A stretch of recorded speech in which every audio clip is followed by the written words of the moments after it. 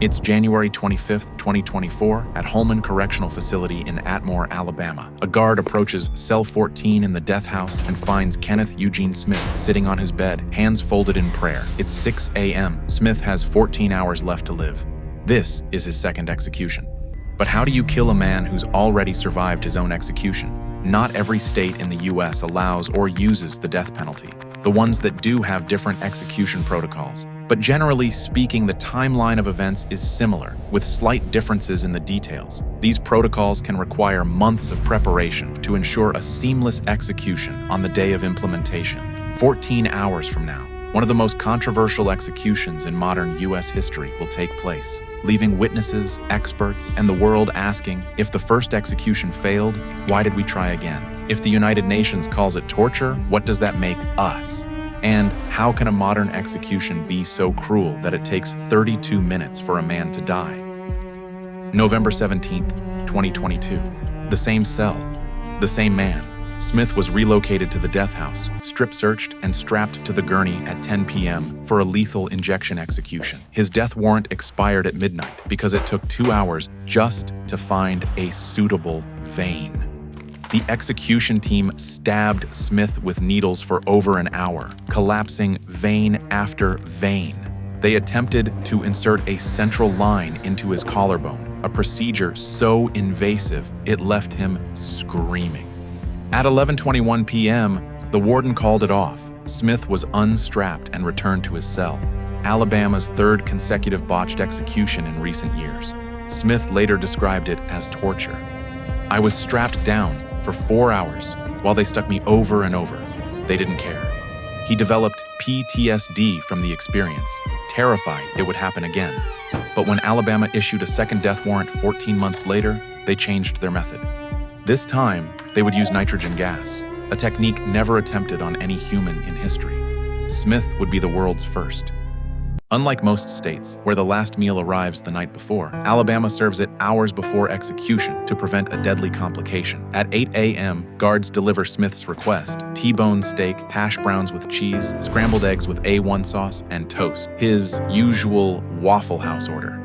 But there's a problem. If Smith vomits during the execution while wearing a sealed face mask, he could choke to death on his own vomit.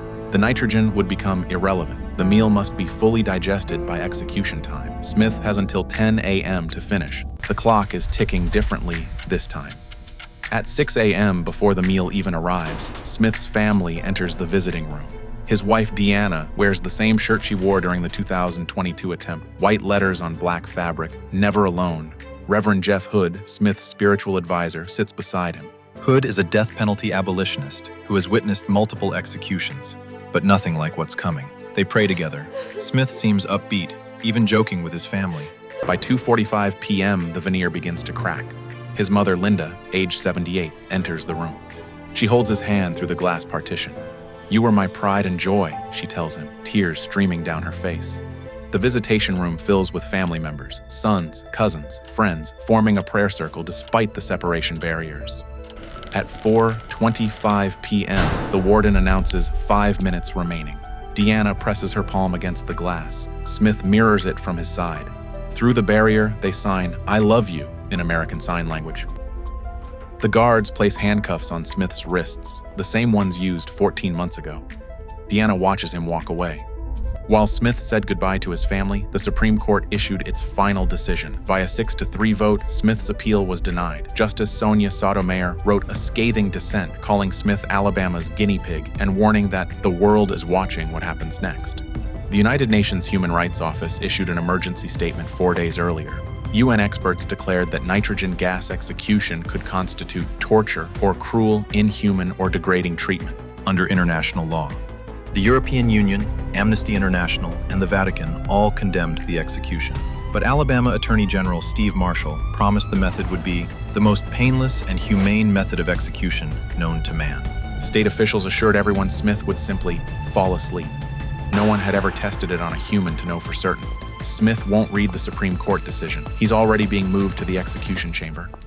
Executions in the United States use 5 legal methods: hanging, electrocution, firing squad, gas chamber, and lethal injection. Nitrogen hypoxia doesn't fit into any of these categories. It's an entirely new invention. Here's how it works. A full-face respirator mask connected to a canister of 100% pure nitrogen gas. When activated, nitrogen floods the mask, completely displacing oxygen. The prisoner breathes normally, but every breath contains zero oxygen, only nitrogen. Under normal circumstances, the human body detects suffocation through carbon dioxide buildup, triggering panic and the desperate sensation of air hunger. But nitrogen comprises 78% of the air we breathe daily, so the body doesn't recognize it as a threat. Alabama officials claim Smith would lose consciousness within seconds, then die peacefully within 5 minutes. That's the theory. The reality had never been tested on humans. Dr. Joel Zivit, an anesthesiologist at Emory University, testified that nitrogen hypoxia isn't even a real medical term. It's a fabrication. There's nitrogen gas, and there's hypoxia, low oxygen.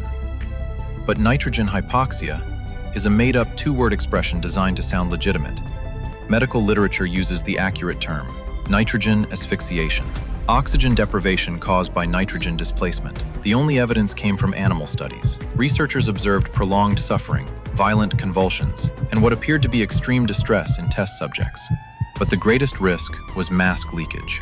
If the seal isn't perfect, oxygen seeps in, not enough to sustain life, but enough to prolong death indefinitely.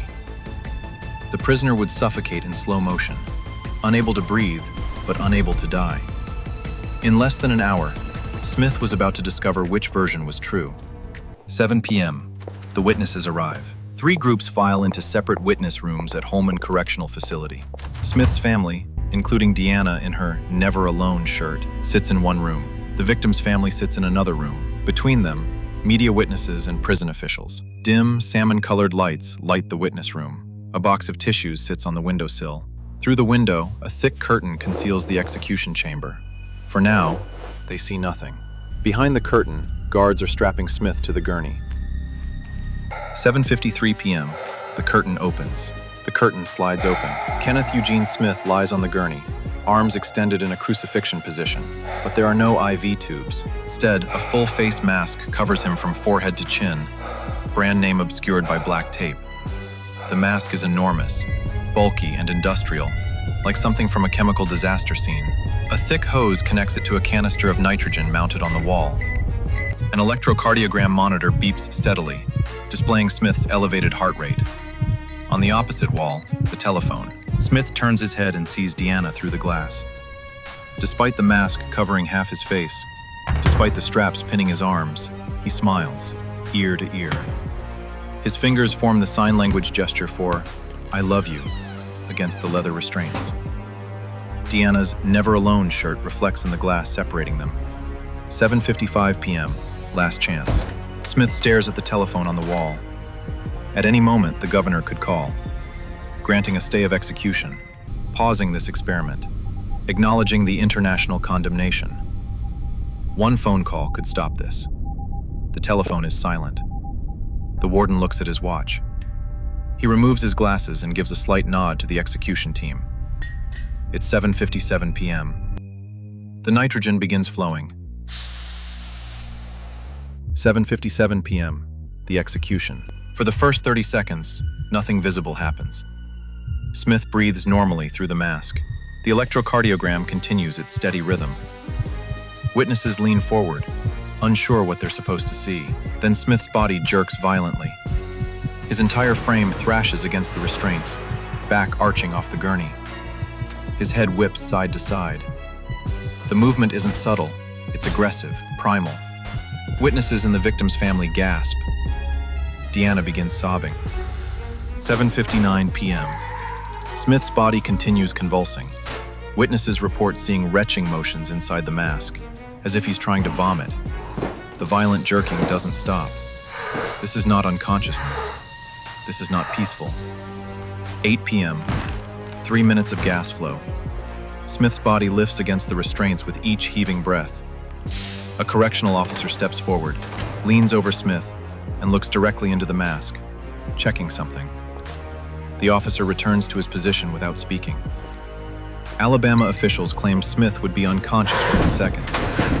It's been 3 minutes. He's still moving. 8:02 p.m. 5 minutes. Smith's movements begin to slow. His body still jerks, but the intervals lengthen. The thrashing becomes sporadic twitching. 8:05 p.m. His hand, which earlier signed, "I love you," curls into a fist. 8:07 p.m. 10 minutes since the gas began flowing. Smith takes his last visible breath. His chest stops moving. The electrocardiogram shows erratic patterns, then begins to slow. The witness room is completely silent, except for Deanna's muffled sobs. 8:15 p.m. 18 minutes since nitrogen flow began. Smith has been motionless for 8 minutes. Medical personnel enter the chamber to check vital signs. 8:25 p.m. The warden pronounces Kenneth Eugene Smith deceased. Total time from curtain opening to death pronouncement, 32 minutes. The curtain closes.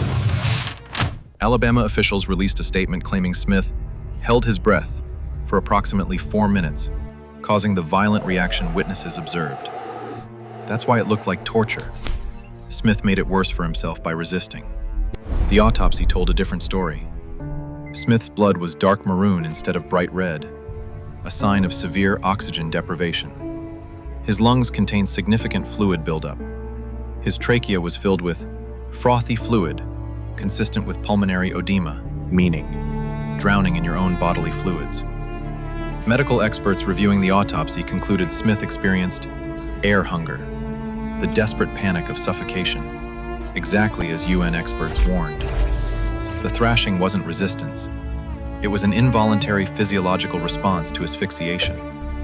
Dr. Joel Zivit stated that future nitrogen executions should include sedation first to prevent the suffering witnesses observed in Smith's case. Alabama scheduled more nitrogen executions anyway. Oklahoma and Mississippi approved the method for their states. Smith was the experiment. There will be others. Kenneth Eugene Smith became the first person in human history executed by nitrogen gas on January 25th, 2024. If you liked this video, please consider subscribing. We release multiple videos every month.